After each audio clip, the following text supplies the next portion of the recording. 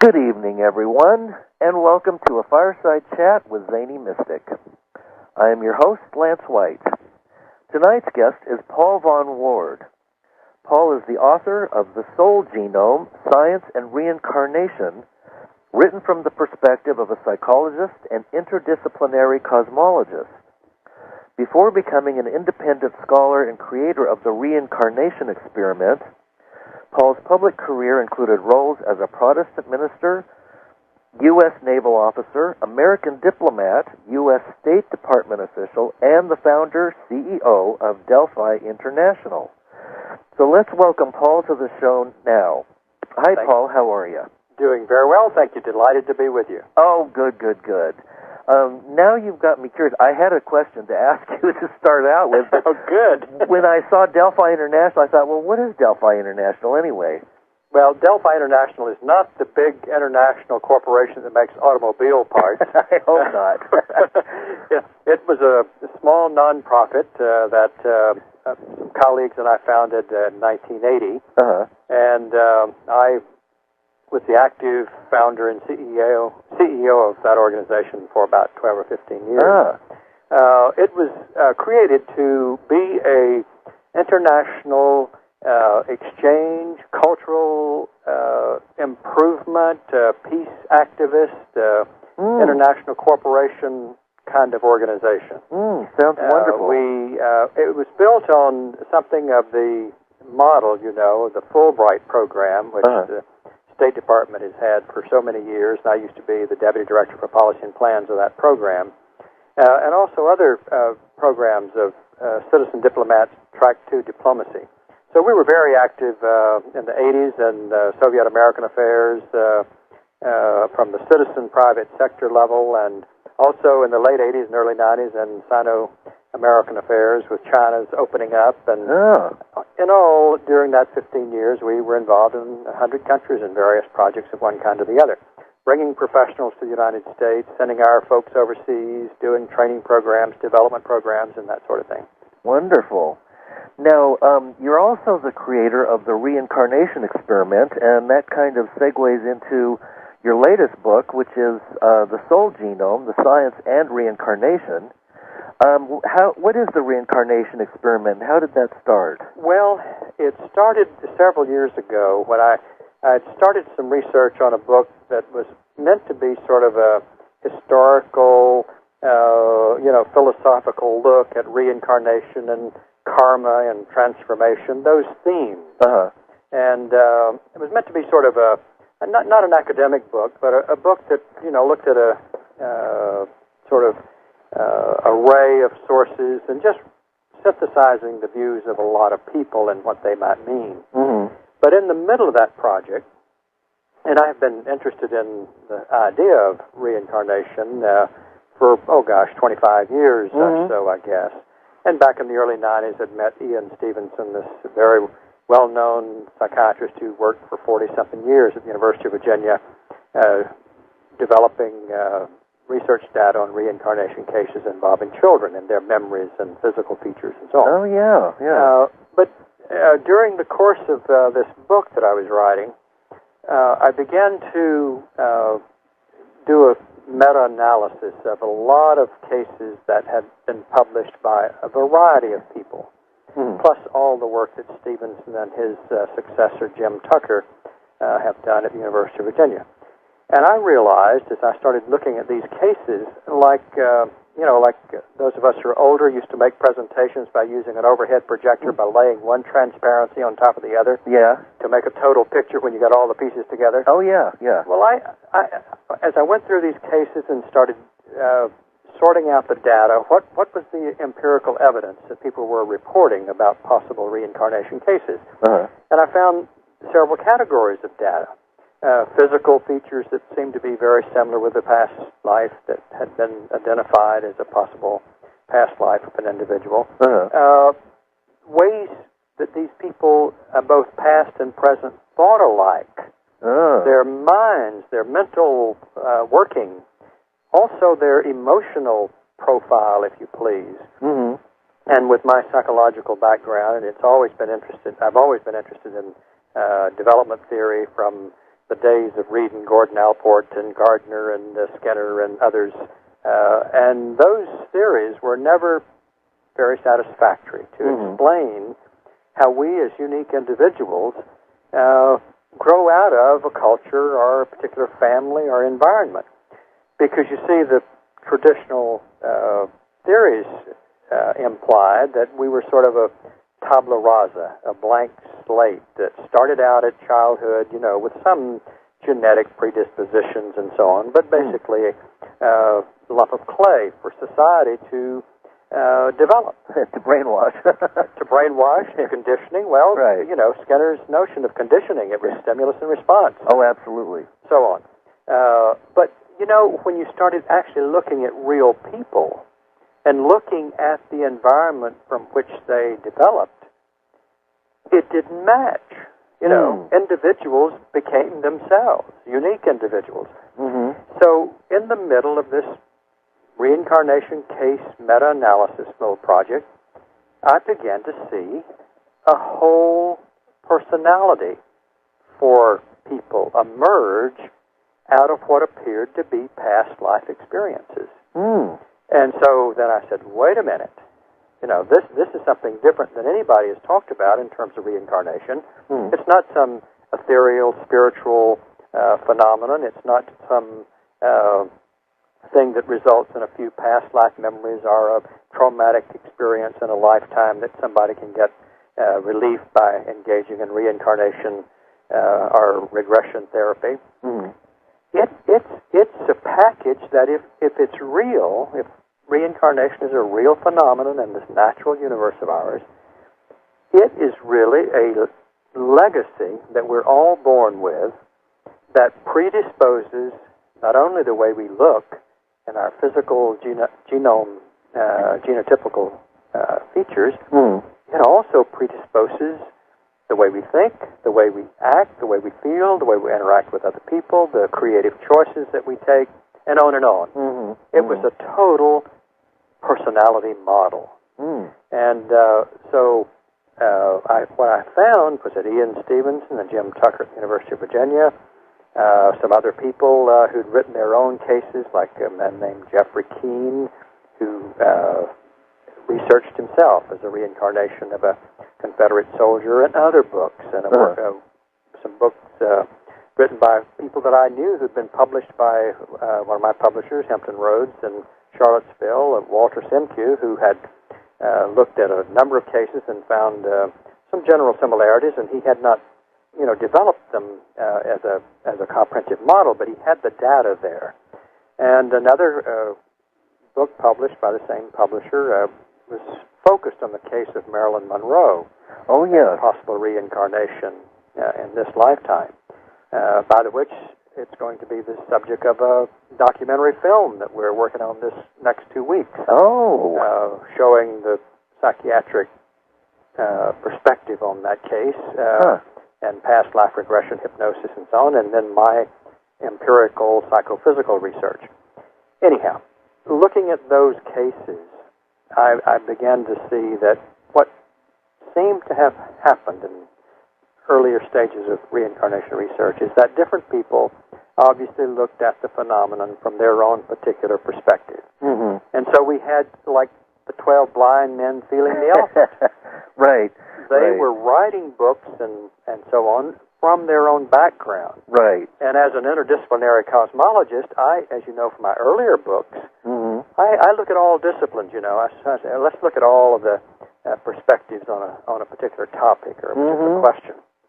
And so I was bringing a psychological perspective and that interdisciplinary perspective to reincarnation research. And I said, there's something going on here that is a very comprehensive phenomenon in terms of who we are and what we are and how we live our lives.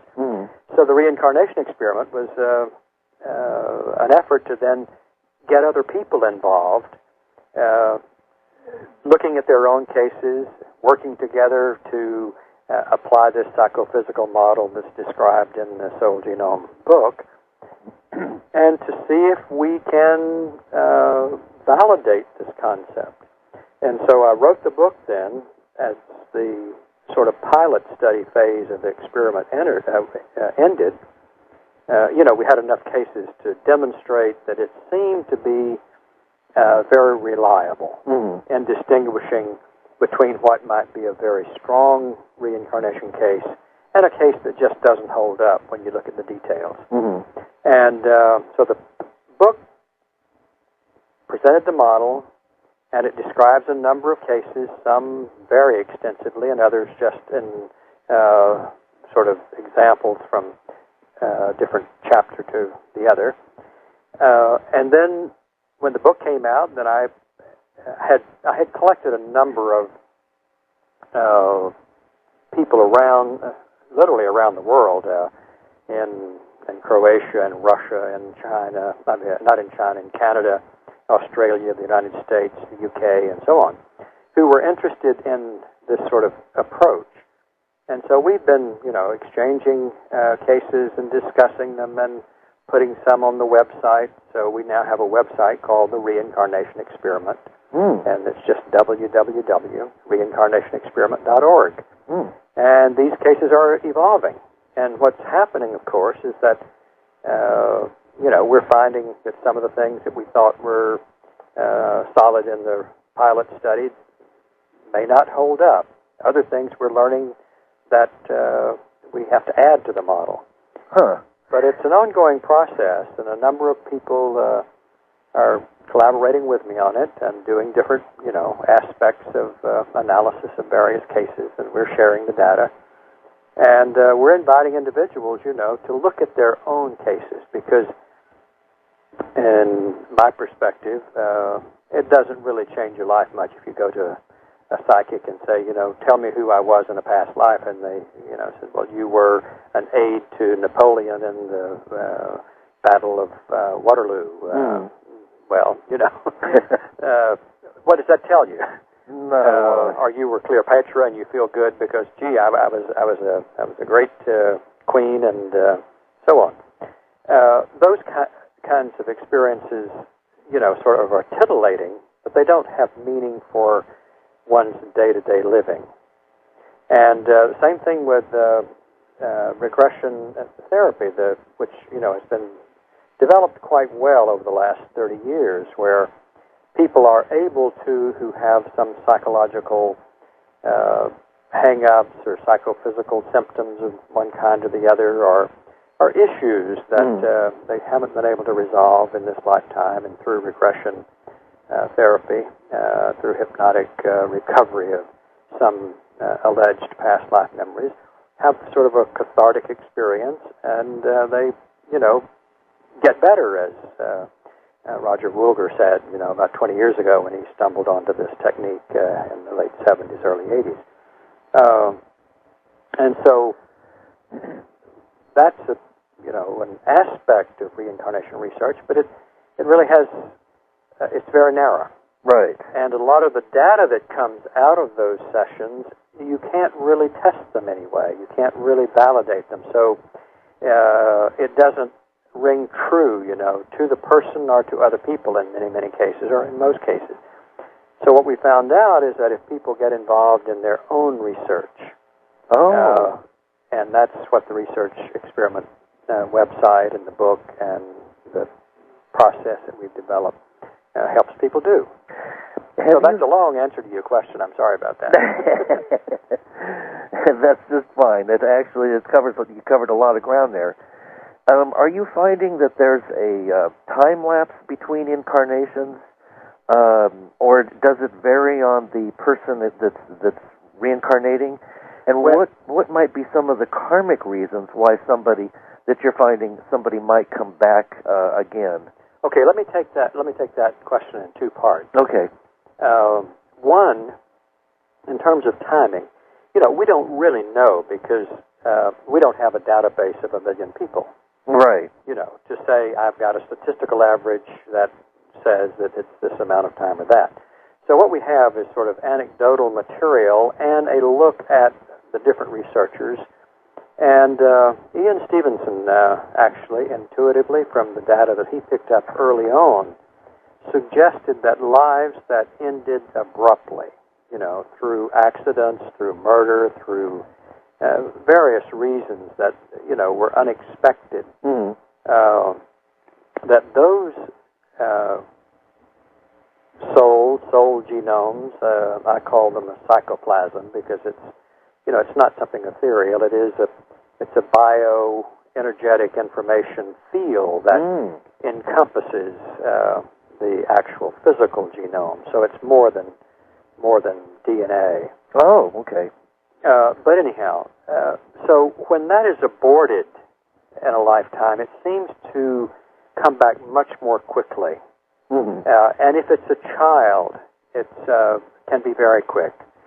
But for older people who have reached sort of what I would call the end of a developmental cycle, who have had this process of maturation and assimilation and integration of experience in this lifetime, seem to not appear again very quickly. It may be decades. It may even be a century or more. And so it's hard to say, but I think you see this sort of spectrum,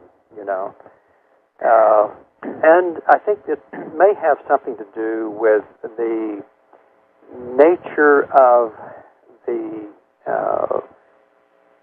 being's developmental evolution and process of maturation. Because what seems to be happening here, and this gets to your karmic question, what seems to be happening is that reincarnation is really a natural part of all living species reproduction processes. In other words, it's something that occurs in all species. And I'm talking about, from the single cell on up to the humans and more advanced beings than we are.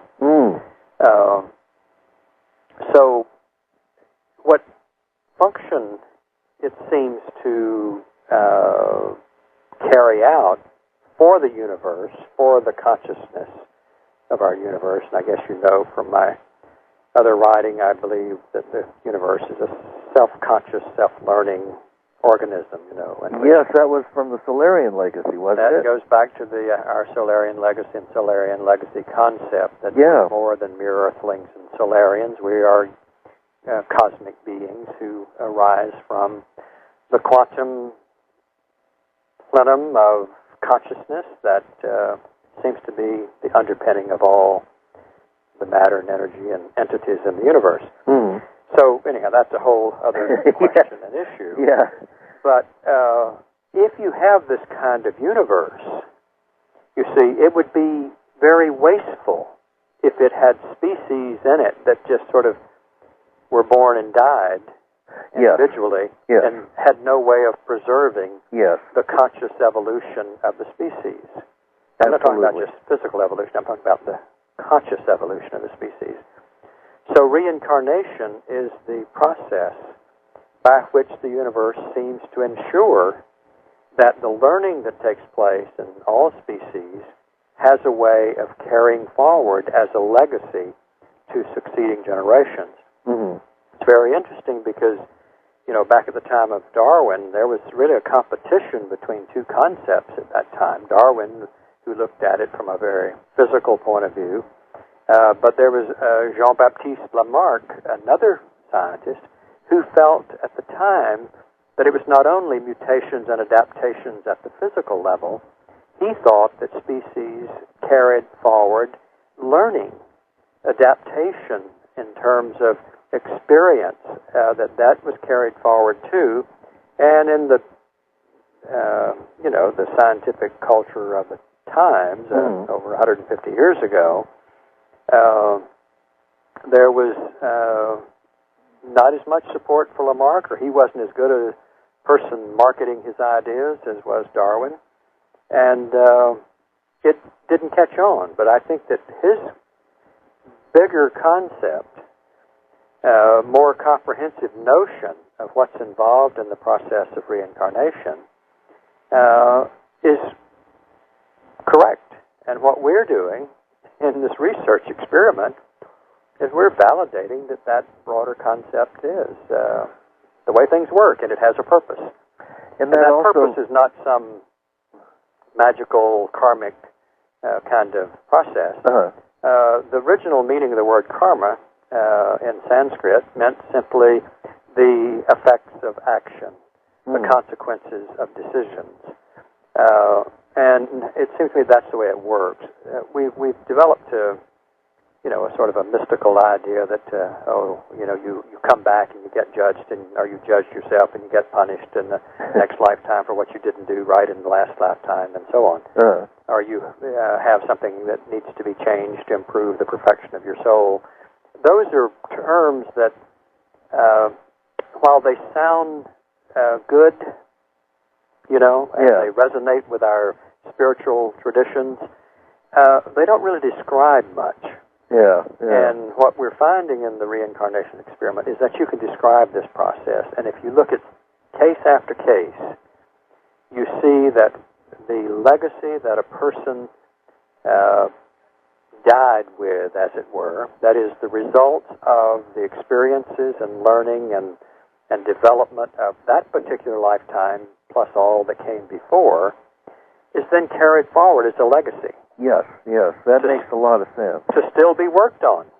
And that would also explain the number of child prodigies that exist. That just, from ages of 1, 2, and 3 are picking up violins and playing piano and doing all kinds of things that would take many lifetimes to learn. Absolutely. Well, this what I've tried to do in the book, and you picked up on one of the themes, is I've tried to look at the other areas of evidence for reincarnation that are not regularly associated with the idea of reincarnation.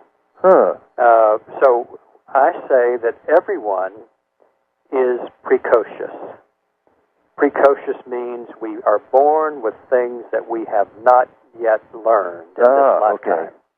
So prodigies are just a little more extreme on that continuum, but all of us have prodigious or precocious skills and talents that we bring with us. In other words, if you look at any child, there is some area or the other, or many areas, that you see the child doing, competent in, behaving in a fashion, knowing something, learning something, doing something, saying something, behaving in a way that you say, that's an old soul. Look at that.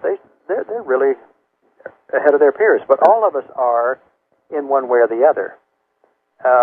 And so, you mean in spite of our appearances, this notion of what we're doing in the reincarnation experiment, and I don't want to say that we've got the final answer here, or that we're absolutely certain, because I don't think our scientific tools are that good dealing with such a subject at this point in time. But assuming that we're on the right track, this concept and this orientation to past life legacies, predisposing the current life, in a particular direction, will change the way parents raise their children in modern society, will change the whole concept of education, will change the way we think about the people that we work with, that we live with, that we love, that we are interacting with in both positive and negative ways. We are all acting out and carrying forward the past that we brought with us, obviously learning in this lifetime. I mean, that's the process. But if we fail to learn very much, the consequence is the soul genome of that person, the psychoplasm that incarnates in another being, is going to start off where we left off. So in a sense, nothing is wasted. Nothing is wasted. But if one doesn't use the opportunities to, or goes backwards, right. If one makes bad choices, then it's like a record player that's dug a groove in a little deeper. That's right. And one might be more inclined towards violence or negativity or some kind of negative social behavior. Sure. I mean, unless you make choices then that take you out of that. Right. Unless you make choices as an individual, and unless the environment in which you develop is conducive. Right. To that. So that's why we have a collective responsibility, as a society, to think about the individuals who are born into that society. We know they're coming with various predispositions, and what we have to do is to, as older souls, look at the new people and see where they're headed. Not try to force them, not try to hammer them into one direction or the other. Absolutely. One form or the other. And some of them will need help to do things differently this time. So rather than jumping on them and punishing them and trying to condition them the way they think they ought to be, we need to help them unfold in a constructive way by understanding and supporting the other areas of their soul legacy. Oh, absolutely. So anyhow, that's the take I have on it. And so from my, I was first studying development theory and psychology courses, almost 50 years ago. So what I'm seeing after at least 45 years, this sort of journey of my own coming full circle. Not being satisfied with that set of psychological theories that were, too narrow in their thinking and based more on intellectual theorizing than actual data. And so for me, this is coming full circle, and I'm seeing a totally new and different way of thinking about the development of an individual's personality in a particular lifetime. Well, of course, now it seems, in this particular world that we're in, it seems like everybody's kind of doing their own thing, and there really is not much unity in this dualistic society that we live in. In fact, there's a great deal of corruption and greed that's oppressing everybody. And maybe you have a view coming from your more spiritual aspects, having been involved with the ministry years ago. Maybe you have a view, another view on what's going on today from that view. Well, I do, you see, because I've evolved over time. I started out, of course, in my youth as a young minister, more or less taking the traditional Protestant fundamentalist orientation, because that was the culture that I had been born in.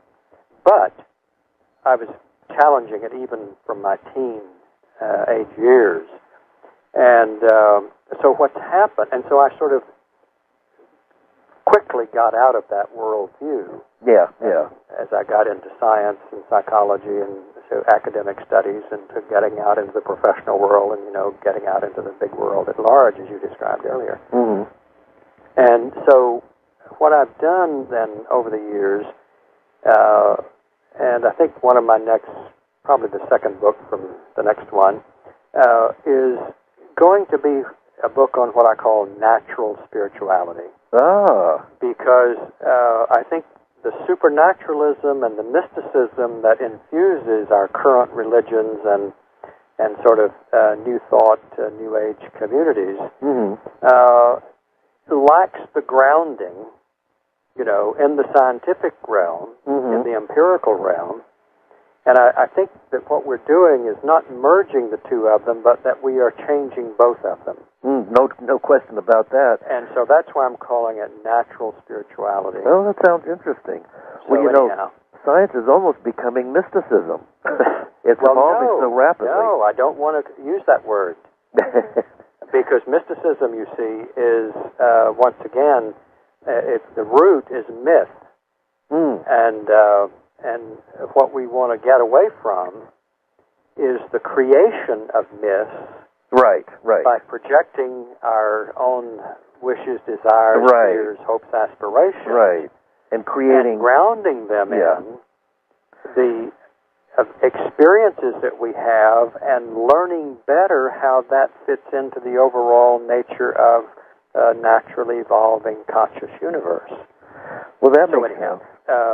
One of the other things that I spend a lot of time on is looking at words and how words affect the psychology of the being. That's why I've done this work on worldviews and anyone who goes to my website can take their own self-assessment of a worldview questionnaire to sort of see how they fit in with other people's worldviews. Tell us what your website is now, so we can. It's www.vonward, VONWARD.com. That's my professional website, which is separate from the Reincarnation Experiment, which has its own website, but that's reincarnationexperiment.org. All one word, Reincarnation Experiment. Now you also do research. There's overlap, of course, between my work in both these areas, but the vonward.com is sort of my collection of, books and papers and things that I've done over time, and an overall perspective, whereas the Reincarnation Experiment is really focusing on the empirical testing of this psychoplasm model for reincarnation legacies. Now, you also have some interesting thoughts on multiple dimensions. This is another place where we have science coming around to the point of offering a contemporary scientific framework for what some of the metaphysical thinkers like Rudolf Steiner and many others over the century have thought about of the multidimensional universe. My favorite cosmologist, the first interdisciplinary cosmologist, was Giorgio Bruno, who was burned at the stake in 1600 as a Catholic priest writing a cosmology that looked at the truth at that point in time from all epistemologists, from all ways of knowing. And the church said, you got to have just one way of looking at it. And so he was burned at the stake. But what science has done now with string theory and the notion of, the quantum plenum of space, a level of reality that is not visible yet, which obviously informs and forms that which is visible. So science has now come around to the notion that we are a multidimensional universe, but it has not given any, has not put any meat on those bones, if I can use that metaphor. Yeah. So what I've done in my cosmological perspective is to say, let's look at some of the meat on those bones.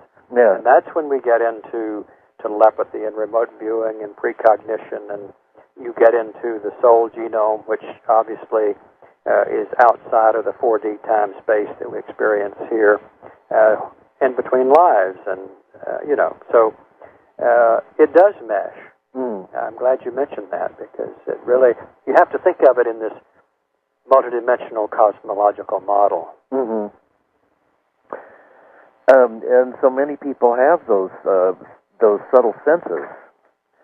Absolutely. Well, we all have them to varying degrees. It's a matter of whether we're open to them, whether we reinforce them or ignore them. That's the key.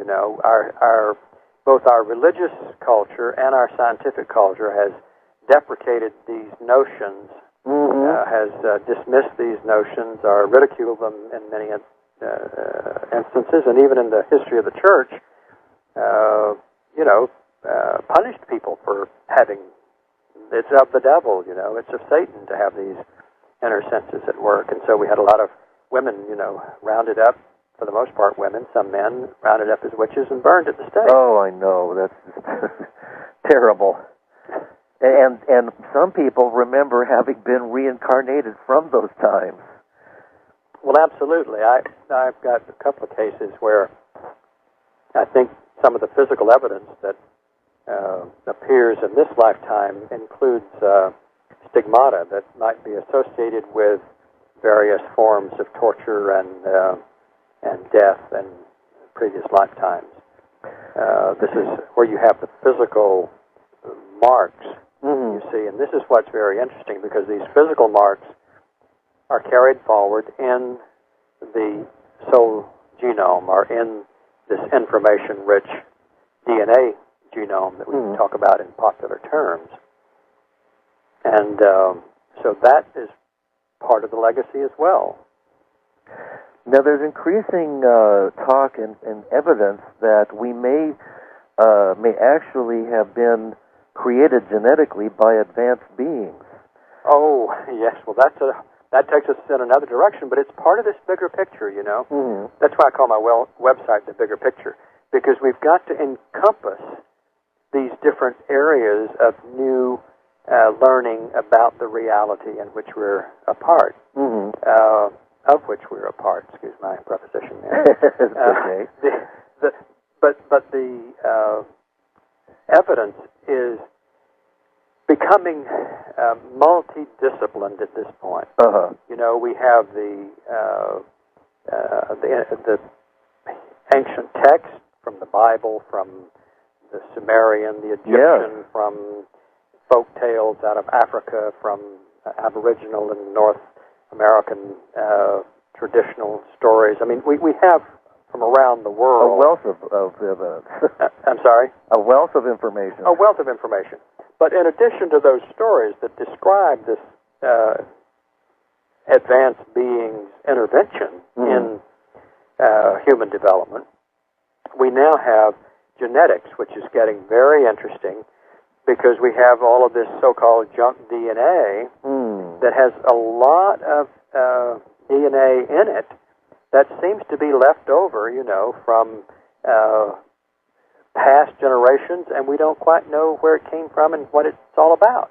And this, one of these days, I suspect, we'll be able to decipher some of these interspecies influences, whether it was genetic manipulation, much as we do, you know, genetic manipulation today, right, on Homo erectus 250,000 years ago that gave us Homo sapiens, or whether it's actually miscegenation between other species that might have come here from other places and actually physically interbred with humans to add to the genetic mix. And I suspect that, you know, one of these days, first of all, you have to have an idea that you're looking for something like that, which, of course, most mainstream genetics research doesn't encompass in its model. Right. But once we begin, you know, getting geneticists who are willing to look in these directions, we're likely to see a lot of evidence genetically, and we're seeing it in terms of the fossil record. We're seeing it in terms of linguistics and studies of language and dispersion of language and cultures. So there's just so much evidence that, you know, we had a different kind of development than we have been taught, either by the religious and spiritual traditions or by the scientific tradition. So I'm out in the middle, and I'm in the middle and in nowhere, because none of the particular disciplines want to encompass some of my iconoclastic ideas. And well, it seems that the society in general is opening up quite a bit to new ideas. Well, I think so. I'm finding it's interesting. I'm finding when I just even talk about the reincarnation research idea now, I'm getting very interested responses from a lot of people that I would never have expected it before. Good. And so, yeah, I think you're right. It's opening up. I think we realize that we don't know it all now. Yes, we're starting to realize that, you know, maybe there is more out there, and it's time to open our minds a little bit. Yeah.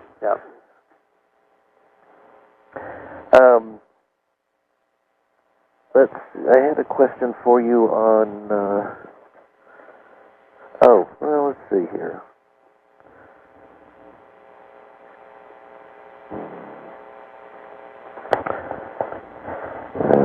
Gee, I'm sorry to let the white space just hang out there.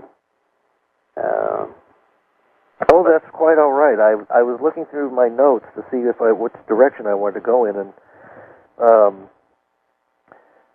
one of the questions that I had was about the veil of forgetfulness. It seems, and I'm having a veil of forgetfulness right now. You are my case in point, and we're all our case in point.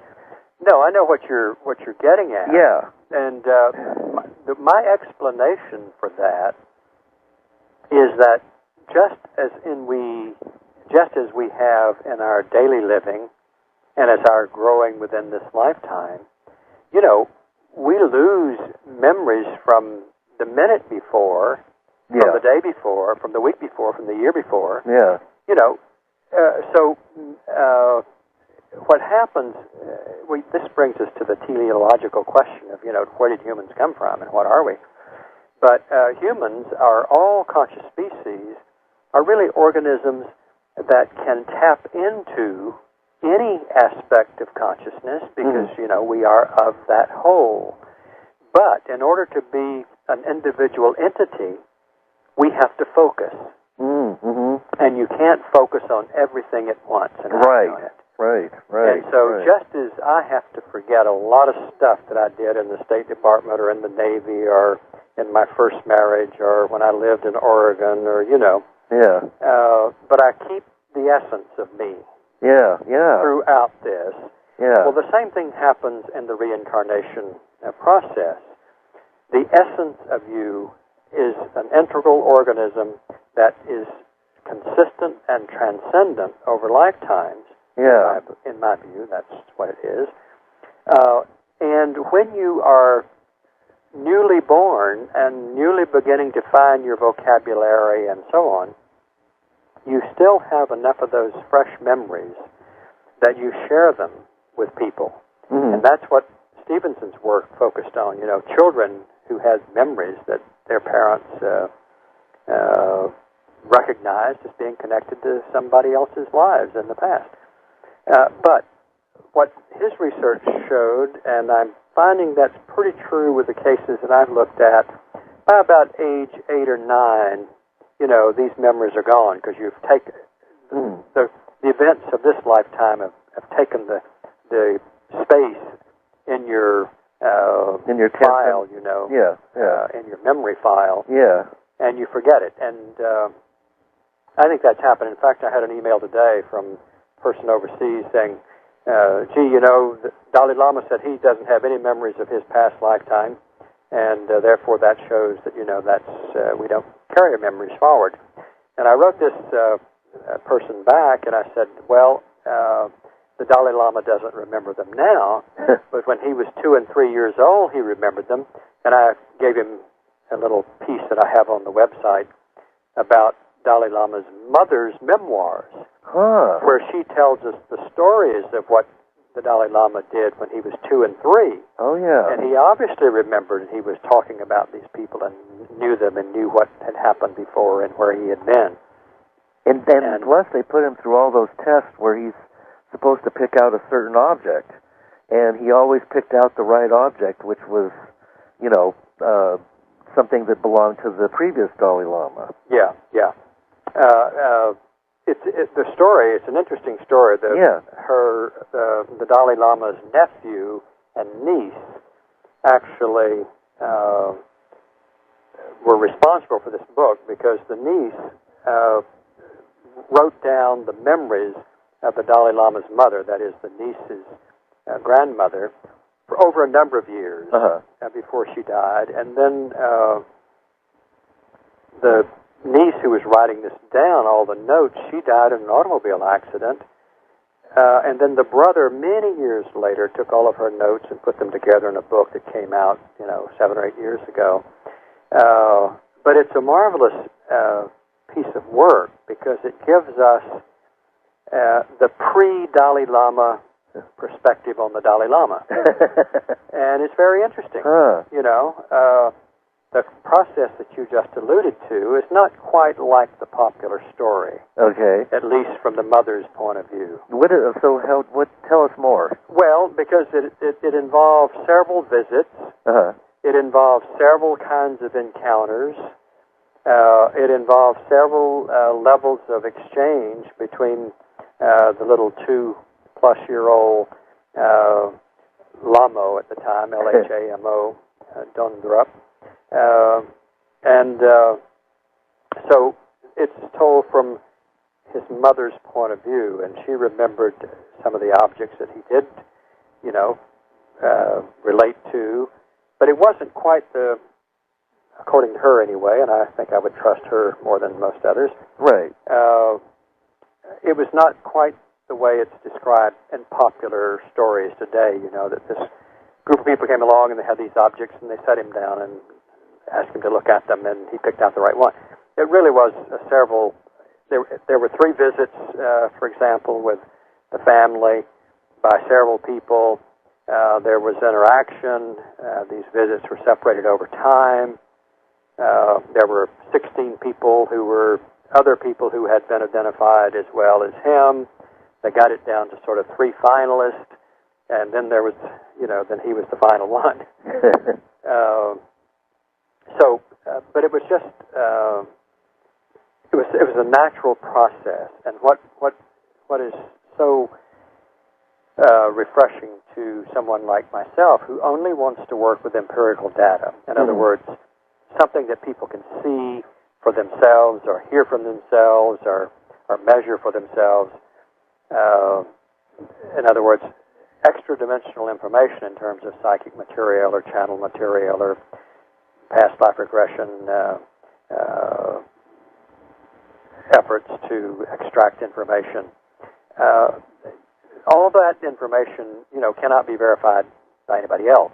Right. And so what you have to do is, if you want to take some of those clues, you then have to find evidence that you can corroborate between the 2 lifetimes to demonstrate that there is a real carry forward there. And the Dalai Lama, the head of this great spiritual movement, was simply identified through the same process the reincarnation experiment is doing its work today, which is through empirical knowledge and talents and skills and so on. Interesting. So it's do you think that we ever escape from this wheel of life and death? I'm sorry? Do you think we ever escape from reincarnation totally, from the wheel of life and death? Well, we don't know that from empirical evidence. We know that the Buddhist tradition is that one did escape at a certain point after reaching a certain level of evolution of consciousness. And, of course, even in the times of Plato and that era, you still had the belief that, we came around until we got it right, and then we didn't come around again. And we also have a number of extra-dimensional sources now, advanced beings of one kind or the other who have spoken through channels or through psychic means, indicating that, there is this sort of graduation into another phase. So, I don't think we can empirically or even satisfactorily pin it down, because what you've got are so many different stories, so many different interpretations. Well, that's true.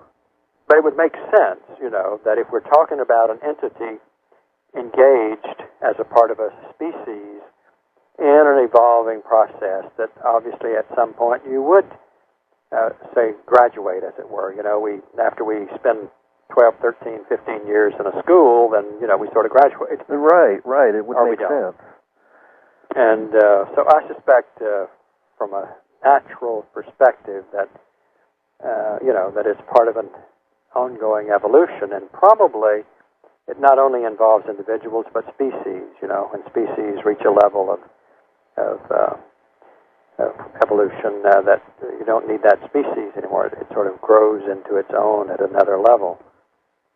Well, a lot of people, I read a lot of channel material and information about these times, and it seems that there's a lot of consensus that, say, the Book of Revelations and Hopi and other indigenous prophecies in the Mayan calendar are all speaking about the evolution of man becoming possible, and that's some kind of evolutionary leap, sometime around 2012.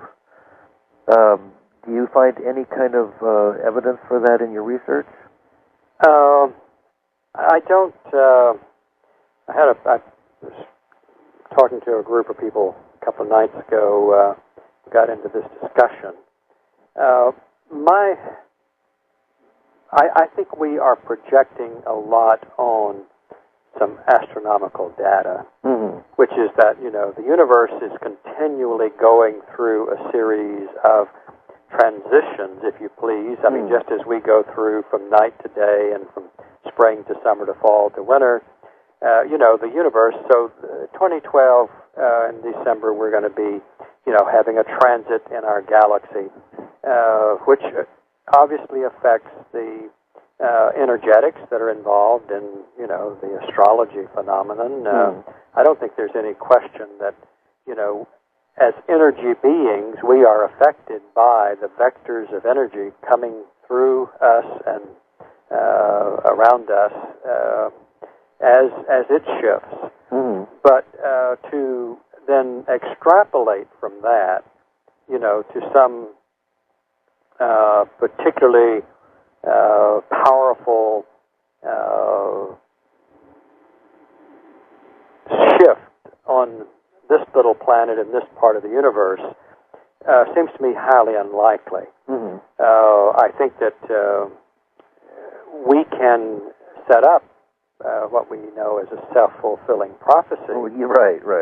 By looking forward to this, and if enough people buy into it and say, boy, we're going to become a peaceful society in 2012, if the majority of the species comes to that point, we will make it self-realized prophecy. Well, there's another one that... But I think a lot of other beings, advanced beings, who are talking to us through channels and so on. Oh, yeah, absolutely.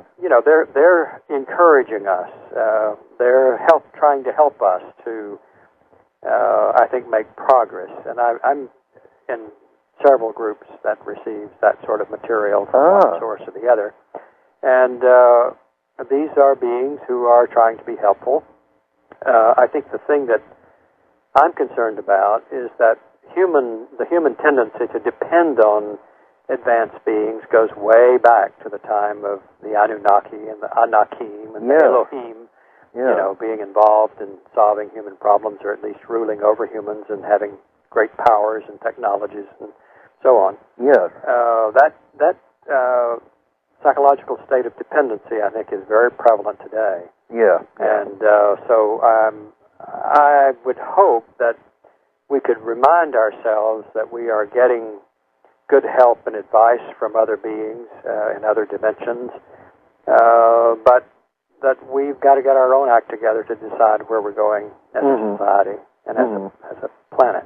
Oh, absolutely. And then if we are to ever reach the point where we can relate to these extraterrestrials or advanced beings, it seems that we need to we need to be able to approach them not from a stage of reverence and worship, but as partners or as potential equals. Absolutely. I use the lectures that I give sometime on this phenomenon. I use the analogy of the colonized, lesser developed societies on planet Earth by more advanced, highly developed societies, and we look at the psychological impact of that colonization process, and it takes a long time for those who are enslaved or those who are colonized to overcome the psychological state of becoming dependent and subservient and cowed and fearful and worshipful and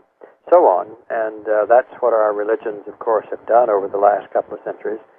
And it's going to take something for us to get out of that mode. And I think when we as a species are able to get out of that mode, more advanced beings will welcome us into that galactic community. I think in the state we're in right now, we're not ready for it.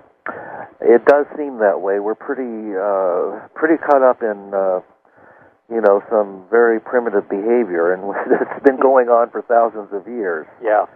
Well, people say, "Well, are we making any progress? And look at all the problems in the world." And I think we are making progress. Yeah. It's slow, you see. We have short lives, and we like to think that everything will happen in our own life. Yes, exactly. But I think in terms of the species perspective, we are making progress. And in fact, just the planetary, using the internet as the physical analogy. We are becoming more interconnected through our subtle senses, through our inner ways of knowing. So consciousness as a species, I think, is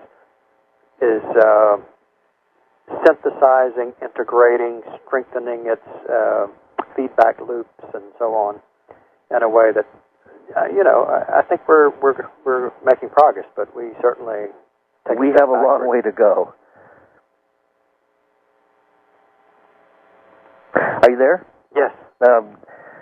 Especially when we're still engaged in wars and enemies and, finding others that we don't agree with, and we're doing an awful lot of damage to the planet, too. So No, we are. And you see that the conflicts that you referred to, the wars, and even in our own culture here, we really are going through a cultural clash right now of worldviews. And these clash of worldviews that are mutually exclusive are the underlying cause of the fragmentation at a political and economic and social level.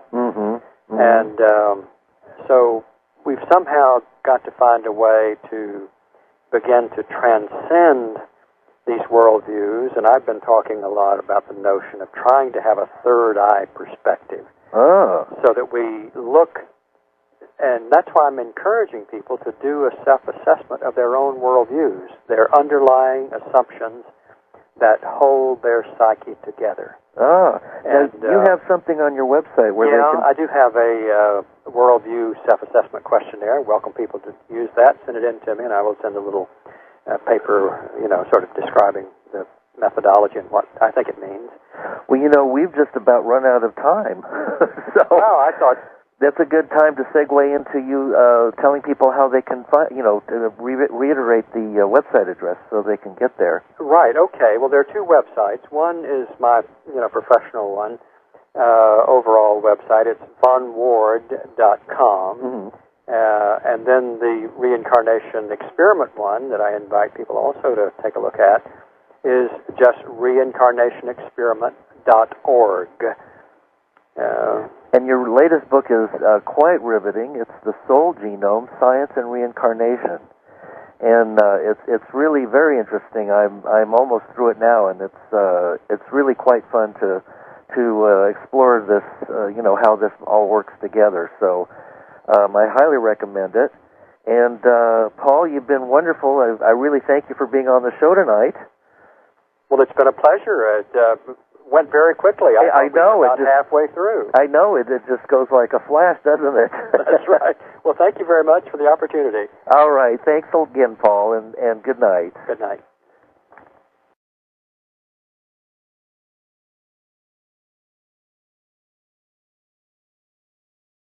These people, both past and present, thought alike. Their minds, their mental working, also their emotional profile, if you please. And with my psychological background, and I've always been interested in development theory from the days of Reed and Gordon Allport and Gardner and Skinner and others.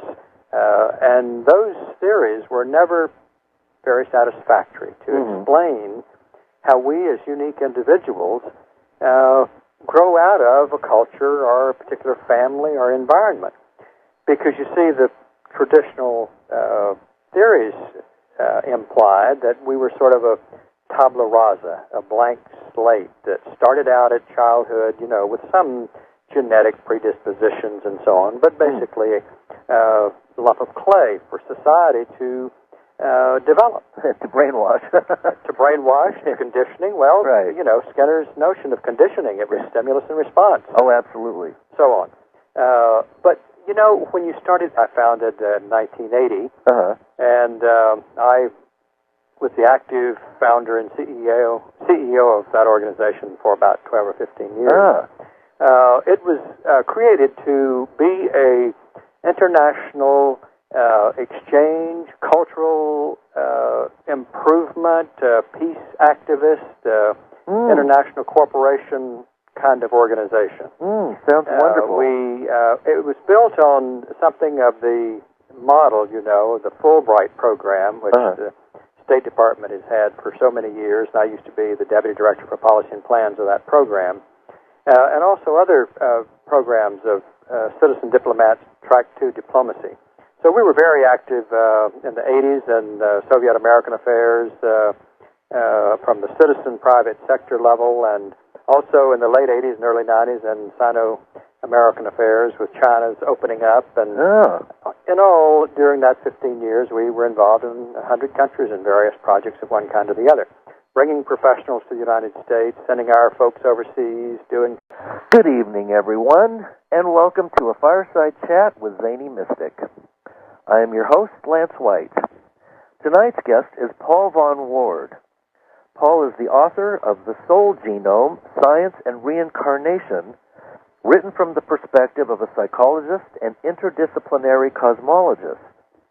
Before becoming an independent scholar and creator of the reincarnation experiment, Paul's public career included roles as a Protestant minister, U.S. naval officer, American diplomat, U.S. State Department official, and the founder, CEO of Delphi International.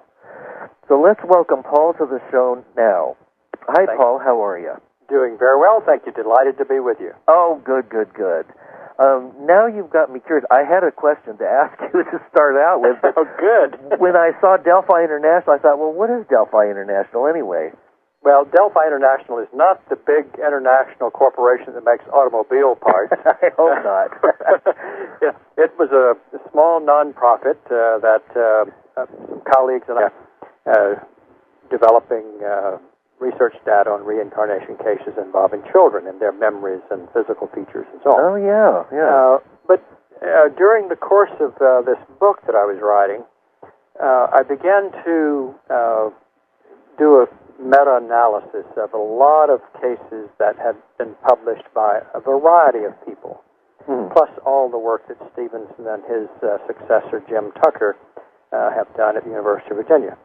And I realized, as I started looking at these cases, like those of us who are older used to make presentations by using an overhead projector by laying one transparency on top of the other to make a total picture when you got all the pieces together. Oh, yeah. Well, I as I went through these cases and started sorting out the data, what was the empirical evidence that people were reporting about possible reincarnation cases? And I found several categories of data. Physical features that seemed to be very similar with the past life that had been identified as a possible past life of an individual. Ways, the training programs, development programs, and that sort of thing. Wonderful.